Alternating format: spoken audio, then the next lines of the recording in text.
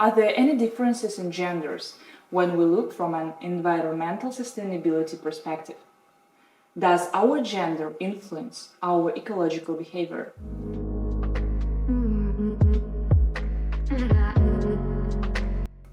Hi, my name is Anastasia. I'm a psychologist and coach, the author of Eco-Being Training, which helps companies to achieve their sustainability goals. If you want to learn more about different aspects of environmental sustainability and psychology of change, please join us to become part of a community of like-minded people. So subscribe to my channel, actively participate in the discussions, write your questions. I believe that together we can become a part of the solution and not the cause of the ecological crisis. Today, I propose to think together about a part of social sustainability, such as gender equality and women's role in sustainable development. The topic recently came to the forefront for one of my clients when they were looking for a way to become a more sustainable company. So I decided to discuss this topic with you. I want to start by telling you about gender equality in general. It's one of the United Nations Sustainable Development Goals for 2030. Understanding the issue will give us a fuller picture. Today we will talk about why gender parity is now receiving so much attention both at company and country level. In the second part, we will figure out why the World Economic Forum, or WEF, considers gender parity to be critical to GDP growth in all countries. Increasing the number of women in leadership positions is seen as necessary for economic growth.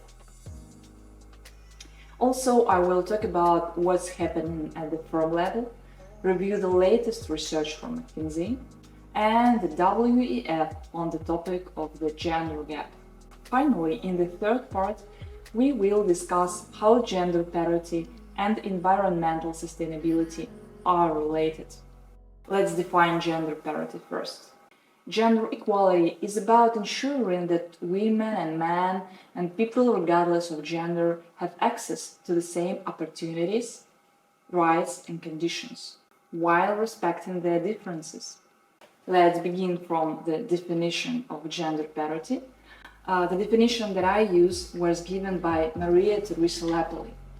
Gender parity refers to full awareness of the different roles women and men play in the economy and society, open access to the same work opportunities and equal pay for equal responsibility, transparent salary schedules, and the value added of motherhood and its complexities in relation to the work environment.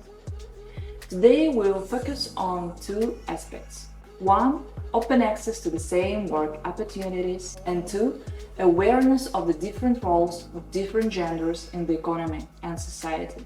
Also, I want to give the description of gender inequality that I have found in the United Nations website. Gender inequality is still deeply entrenched in every society. Women suffer from a lack of access to decent work and are victims of violence and discrimination. They are underrepresented in political and economic decision-making processes. So this was the description of United Nations to understand what we mean when we say gender inequality. Let's look where we now, according to the Global Gender Gap Report made by WEF this summer. In terms of health and education indicators, European countries have almost reached parity. It's difficult for us to imagine that a girl might not be allowed to go to school simply because she is a girl. Therefore, you might feel that those problems are not close to home. But the statistic does not support this. We still need around 131 years, listen again, 131 years to close the global gender gap, according to the latest report. Overall, there is a noticeable positive trend in all countries on these fronts. But the global gender gap is explored in four main areas. One, economic participation and opportunity. Second, educational attainment. Third, health and survival. And political empowerment, where the gap is greatest. I haven't come across arguments about equal rights to education and health. Regarding rights in politics and economics, there is a huge range of opinions, depending on the policies of the country that people are observing. For example, there are companies that have decided on a certain ratio of men to women in management positions to comply with the equality agreement.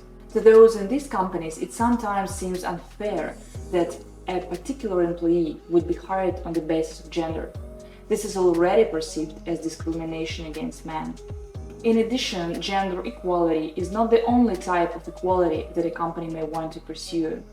Thus, some people have a fear that if race, gender equality, and minority interests are respected, it will eventually lead to injustice.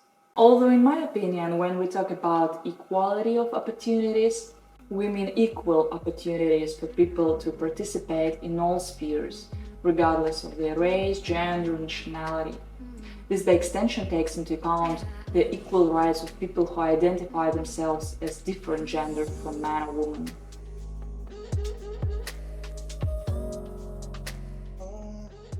So, equality by definition can't mean discrimination, or can it? It would be interesting to hear your views. I would be happy if you could share your experiences and opinions on the subject in the comments or just email me. In the second part, I will tell in details where are we now in terms of gender equality. Until then, please leave your comments and see you soon.